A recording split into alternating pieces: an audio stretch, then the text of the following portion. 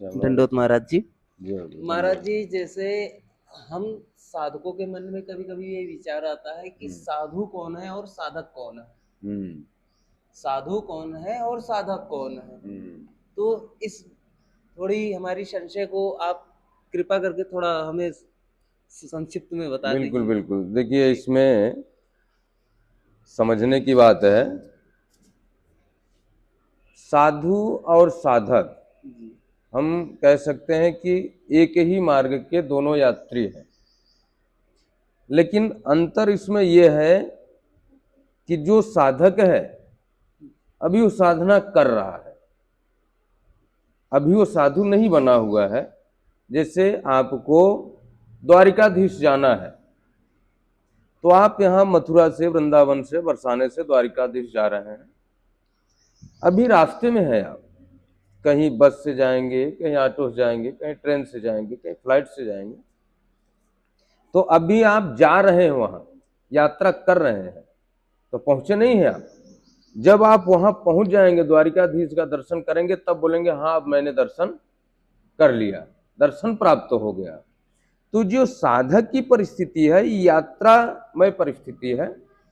कोई शैव संप्रदाय से, कोई वैष्णव संप्रदाय से, कोई गौड़िया संप्रदाय से, कोई वल्लभ संप्रदाय से, तमाम जो संप्रदाय बने हैं उसके माध्यम से भगवत चिंतन करते हुए वो भगवान के पास जाने का प्रयास करता है, तब तक वो साधक की गणना में है।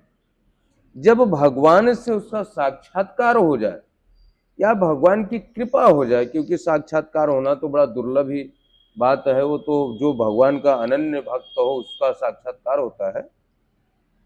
लेकिन अगर भगवान की कृपा भी हो जाए तो कहते हैं जा पर कृपा राम कर होई, ता पर कृपा करहि सब कोई।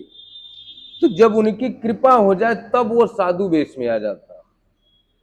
साधक को क्रोध आ सकता है, लोभ आ सकता है, मोह आ सकता है, द्वेष ईर्ष्या आ सकता है, लेकिन जो साधु हो गया उसको ना तो क्रोध आएगा, ना तो मोह आएगा, ना लोभ आएगा, क्योंकि वो साधु हो गया। वो हमेशा भगवान का ही चिंतन करेगा। और जो व्यक्ति भगवान का चिंतन कर रहा है तो भगवान तो परम सरल है। ये जब हम जिसका अनुसरण करते हैं, जिसके वचनों को हम श्रवण करते हैं, तो उसका प्रभाव मेरे ऊपर पड़ता है। अब भगवान विष्णु का अगर अनुसरण कर रहे हैं तो भगवान विष्णु के हृदय में भृगु महाराज जी ने चरण प्रहार किया था, लेकिन भगवान विष्णु क्रोधित नहीं हुए। ऊपर से भृगु जी के पैर सहलाने लगे और कह रहे हैं कि महाराज आपको चोट तो नहीं लगी।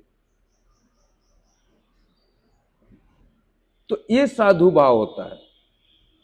भगवान सबसे बड़े साधु, उनसे बड़ा तो कोई साधु हो ही नहीं सकता। तो जब साधु भाव में हो जाओगे आप, तो आप विशेषकर अभी जिससे साधक हो, आप साधना कर रहे हो, तो आपको धूप दीप नैवेद्य तमाम तरह की व्यवस्था इकट्ठा करनी पड़ेगी।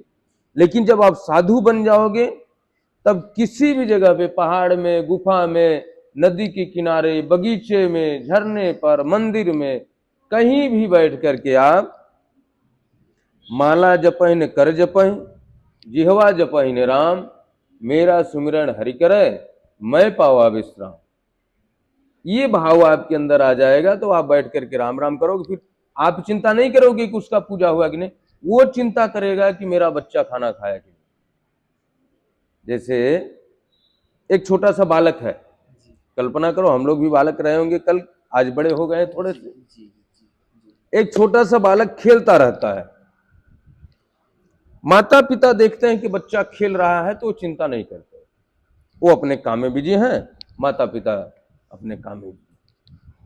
लेकिन जैसे बच्चा खेलते खेलते रोना प्रारंभ करता है, माता दौड़ करके गोद में उठा लेती है।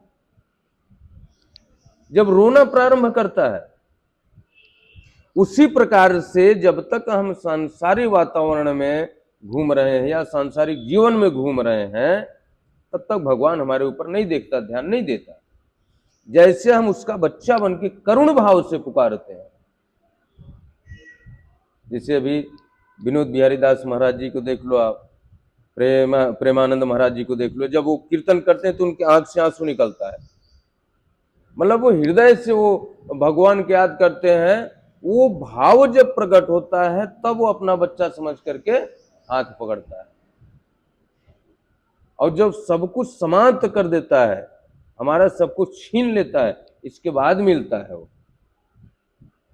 जब आपके पास कुछ नहीं रहेगा तब वो मिलेगा। तो ये प्रधानता है साधु और साधक में।